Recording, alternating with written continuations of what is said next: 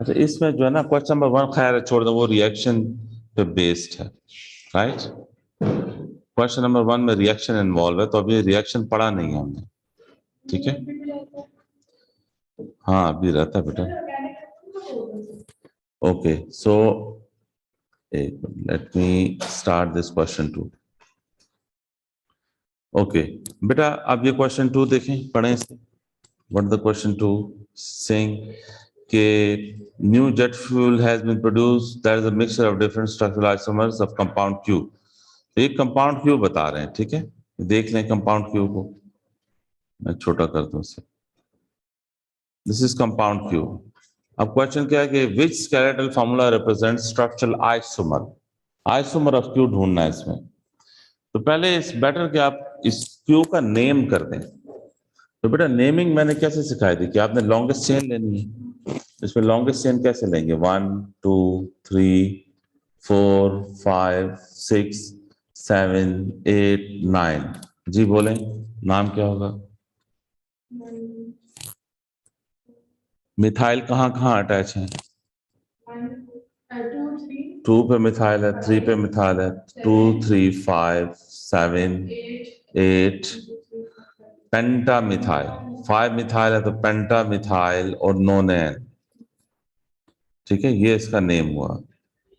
अब आप देख लें कि 2 3 5 7 8 पांच तो ब्रांचेस हैं, 5 ब्रांचेस में 5 कार्बन हैं और 9 कार्बन मेन चेन में, तो टोटल कार्बन कितने हुए 14। ये समझ आई कि क्यू में 14 कार्बन है। अब आइसोमर के लिए मॉलिक्यूलर फॉर्मूला सेम होना चाहिए ना।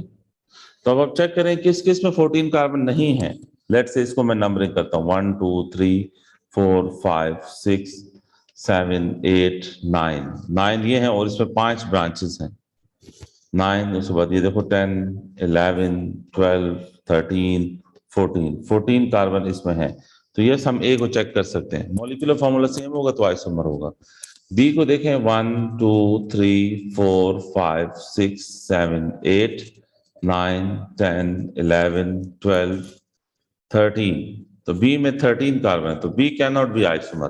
क्यों B can not be isomer of Q, क्यों बेटा, क्योंकि मॉलिक्यूलर फॉर्मूला सेम नहीं आएगा। इसमें कार्बन 13 है, उसमें क्यू में कार्बन 14 है। डी को देखो तो इसकी नंबरिंग करो 1 2 3 4 5 6 7 8 9, ठीक है। सी को देखो, इसकी नंबरिंग करो 1 2 3 4 5 6 7 और इसमें एटम होंगे 8 9 10 11 12 13। 7 ये है, 8 9 10 11 12 13 और ये 14 14 कार्बन है सी में। और डी में भी 14 कार्बन है अगर आप काउंट करें, ठीक है। तो इसका मतलब है ए सी या डी को चेक करना। अब बताओ ए का नेम क्या है। ए में ब्रांचेस कहाँ कहाँ पे है, 2 पे है, 3 पे है, 5 पे है, 7 पे है, 8 पे है। पेंटा मिथाइल, पेंटा मिथाइल नोनैन, ऐसा है। तो अब देखें कि ए का जो नेम है वो तो क्यू के नेम से मैच कर रहा है, तो ये आइसोमर नहीं हुआ। अगर नेम सेम आ रहा है तो फिर वो आइसोमर नहीं होता। आइसोमर होने के लिए मॉलिक्यूलर फॉर्मूला सेम होना चाहिए और नेम डिफरेंट आना चाहिए। अब डी का नेम क्या होगा बेटा। डी में कहाँ कहाँ पे है मिथाइल, 2 पे है, फिर 3 पे है, फिर 2 3 5 7 8 पेंटा मिथाइल, वही बात हुई, पेंटा मिथाइल नोनेन। तो डी का भी नेम बिल्कुल क्यू की तरह है, ये भी आइसोमर नहीं है। और सी का नेम डिफरेंट है। सी में आप देखें कि 3 पे प्रोपाइल है और 2 4 और 6 पे मिथाइल है। 2 4 6 5 पे भी है बेटा, 2 4 5 6 टेट्रा मिथाइल, टेट्रा मिथाइल। और 3 पे बेटा प्रोपाइल है, आइसो प्रोपाइल भी कह सकते हैं, क्योंकि वो 3 वाला जो प्रोपाइल है उसमें ब्रांच सेकेंड कार्बन से अटैचमेंट है। 3 आइसो प्रोपाइल और फिर हेप्टेन है, तो नेम डिफरेंट आ रहा है ना, इस वजह से सी आइसोमर होगा। क्यू का आइसोमर सी, समझ आ गई। नेम डिफरेंट हो, मॉलिक्यूलर फॉर्मूला सेम हो, तो वो आइसोमर होगा, राइट।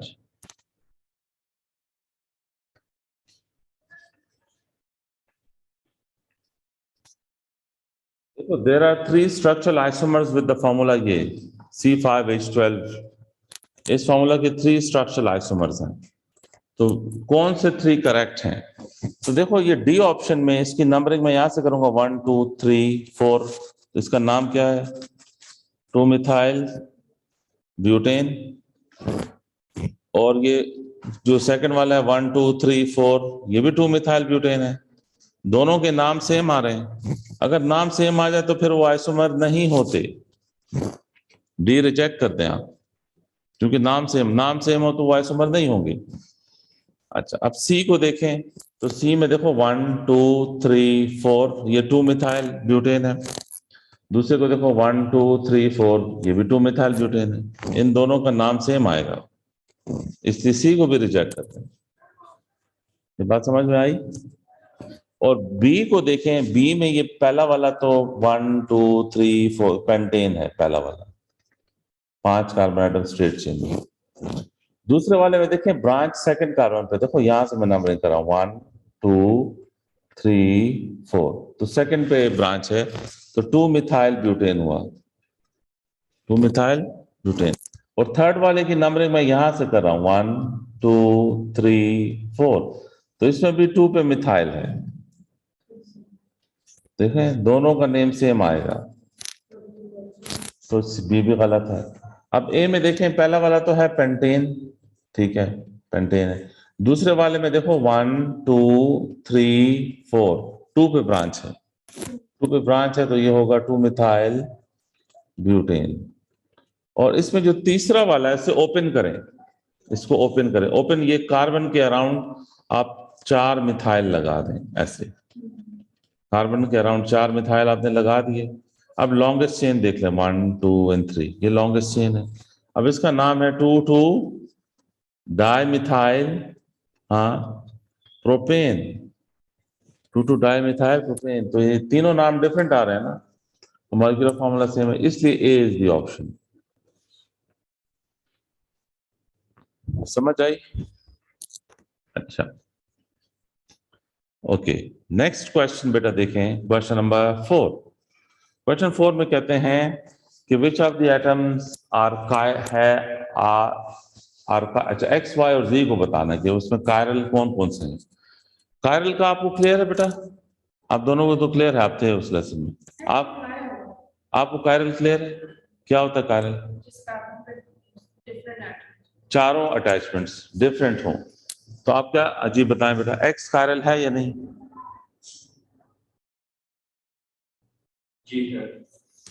कायरल को इस तरह देखना है, पूरा इंटायर ग्रुप देखना है।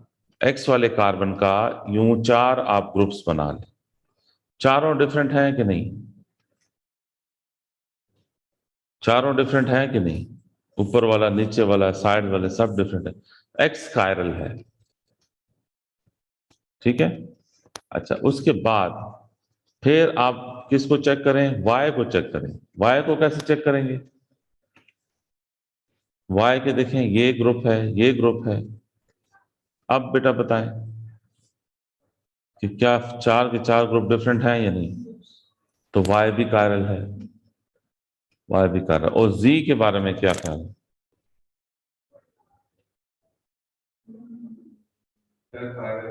हाँ, वजह? 2 हाइड्रोजन सेम है जी पे, जी पे 2 हाइड्रोजन सेम है, जी कायरल नहीं है। तो कौन सी ऑप्शन हुई? बी ऑप्शन हुई। एक्स और वाई कायरल है सिर्फ, बाकी जी कायरल नहीं है। जी, ठीक है ब्रियाल बेटा, जी पे 2 हाइड्रोजन एक जैसे थे, तो ये कायरल 4। हाँ, जो कार्बन इन्वेस्टिगेट करना है उसके 4 ग्रुप्स बना लें और चेक करें। और जिस कार्बन पे डबल बॉन्ड है वो कायरल नहीं हो सकता, doubly bonded carbon can never be chiral, ठीक है। डबली बॉन्डेड कार्बन को चेक ही नहीं करना होता। क्लास इसलिए जल्दी आई थी। Okay, then the next thing is,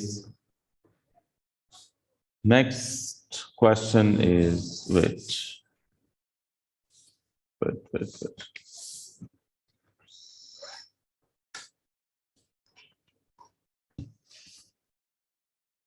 Which pair of alcohols are isomers of each other? जी, तो ये कहते हैं ब्यूटन 1-ol। तो ब्यूटन 1-ol में कितने कार्बन है बेटा? ब्यूटन में 4 कार्बन है। और 2,2-डाइमिथाइल प्रोपन में कितने कार्बन होंगे? तो प्रोपन में 3 है और 2 मिथाइल भी तो है ना, तो टोटल कार्बन कितने हो गए? 5। तो इसके तो कार्बन एटम ही सेम नहीं है, इसका तो मॉलिक्यूलर फॉर्मूला ही सेम नहीं आएगा ए का। ए को तो चेक ही मत करें। समझ आई? पहले देख लें कार्बन एटम सेम है कि नहीं। ब्यूटन में कितने कार्बन है? 4। और 2 मिथाइल प्रोपन, प्रोपन में 3 है, मिथाइल में 1 है, तो टोटल 4 कार्बन है। तो ठीक है, आपने बी को इन्वेस्टिगेट करना। फिर पेंटन में कितने कार्बन है? 5। और 2 मिथाइल प्रोपन में 3 है, मिथाइल में 1 है, 4 कार्बन हो गए। कार्बन सेम नहीं है, इन्वेस्टिगेट ही मत करें, यानी ए और सी को मत चेक करें। और डी में प्रोपन में 3 कार्बन है और 2 मिथाइल प्रोपन, बेटा देखो 2 मिथाइल प्रोपन में 4 कार्बन है, तो डी भी गलत। तो ये तो लग रहा है कि बी, बगैर चेक किए हुए पता लग रहा है कि बी ऑप्शन है। अब तसल्ली कर लेते हैं, ब्यूटन 2-ol किस तरह होगा बेटा? 1 2 3 4, ये 4 कार्बन है, तो ये ब्यूटन 2-ol हुआ ना, सेकंड पे OH लगा दिया।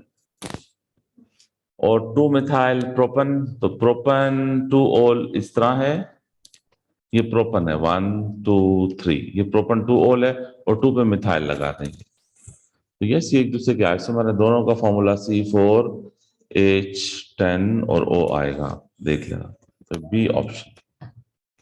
Got it? अगर है नेक्स्ट क्वेश्चन ये है कि ये कहते हैं compound Y is treated with hydrogen. आपने उसमें क्या पढ़ा था ओ लेवल में कि जब एल्कीन को हाइड्रोजन से ट्रीट करें तो डबल बॉन्ड टूट जाते, खत्म हो जाते हैं। तो वो निकल कैटलिस्ट के प्रेजेंस में इसकी हाइड्रोजनेशन हो तो डबल बॉन्ड नहीं रहेंगे। तो फिर कहते हैं जो प्रोडक्ट बनेगा उसमें कितने कायरल है, तो प्रोडक्ट में ये डबल बॉन्ड नहीं होंगे। ठीक है, प्रोडक्ट में ये डबल बॉन्ड नहीं होंगे। प्रोडक्ट बेटा आपके पास यूं होगा कि ये 5, ये 6 कार्बन का रिंग होगा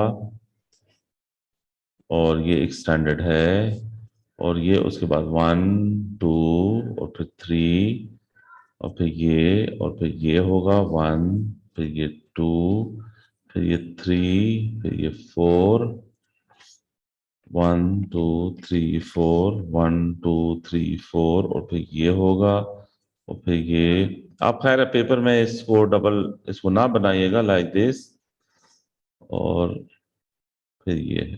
ठीक है, डबल बॉन्ड नहीं है। अब देखो डबल बॉन्ड मैंने हटा दिया। अब जरा बताओ इसमें कितने कायरल कार्बन है?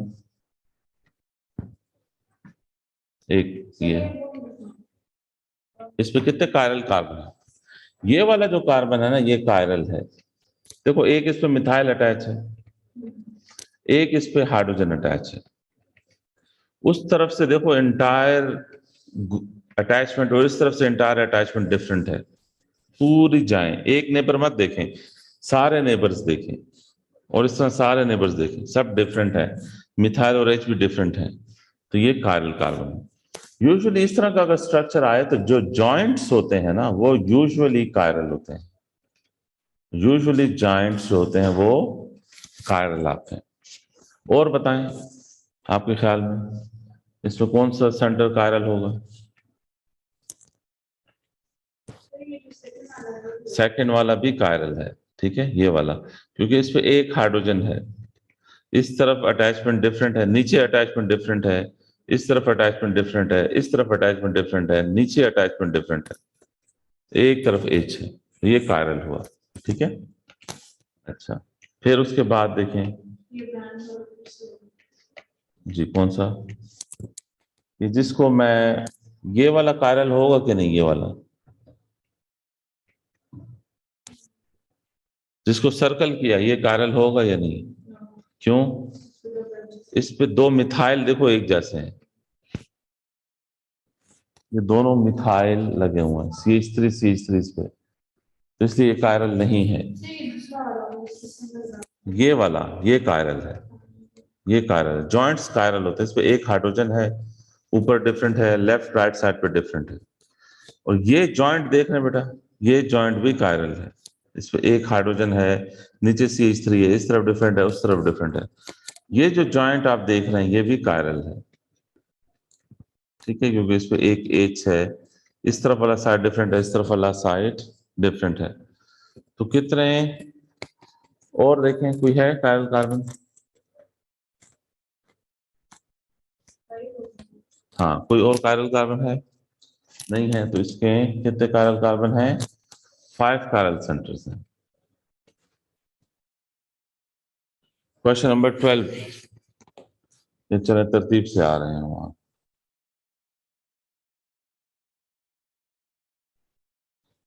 Question number 7, how many chiral centres are present? जी बताएं, कौन कौन से सेंटर कायरल हैं?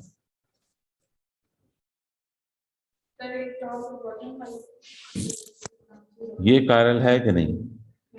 क्योंकि देखो एक हाइड्रोजन है, एक मिथाइल है, और इस तरफ बिल्कुल डिफरेंट है, उस तरफ बिल्कुल डिफरेंट है, चारों साइड इसके डिफरेंट हैं, तो यस ये कायरल है। और एक आप क्या कह रहे हो कि नीचे वाला, ये भी कायरल है बेटा। ये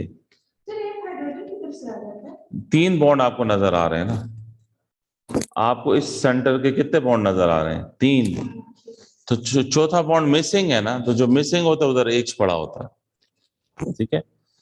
क्या ये वाला कार्बन कायरल है जिसको सर्कल किया है? नहीं, क्यों? तो वो दो मिथाइल एक जैसे हैं, तो इसलिए ये कायरल नहीं है, ठीक है। और ये वाला कार्बन, ये कायरल है, क्योंकि इस पे एक 3 बॉन्ड नजर आ रहे हैं, तो एक H है, एक ये पूरा ग्रुप डिफरेंट है, ऊपर से नीचे से डिफरेंट है। और डबली बॉन्डेड कार्बन देखो, जिसको ये सर्कल के, ये कायरल नहीं है, doubly bonded carbon can not B chiral. और आखिरी जो कार्बन है उस पर हाइड्रोजन एक जैसे हैं, वो CH3 है, तो फिर 3 कायरल सेंटर ही नजर आ रहे हैं। समझ आ रही है?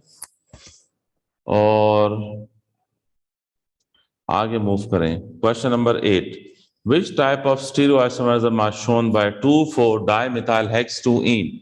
तो बेहतर है आप इसे ड्रॉ करें पहले। hex-2-ene है ना, तो hex-2-ene इस तरह होगा, 1 1 2 3 4 5 6, और 2 पे मिथाइल है, ये 2 पे मिथाइल है, और 4 पे मिथाइल है, ये 4 पे मिथाइल है।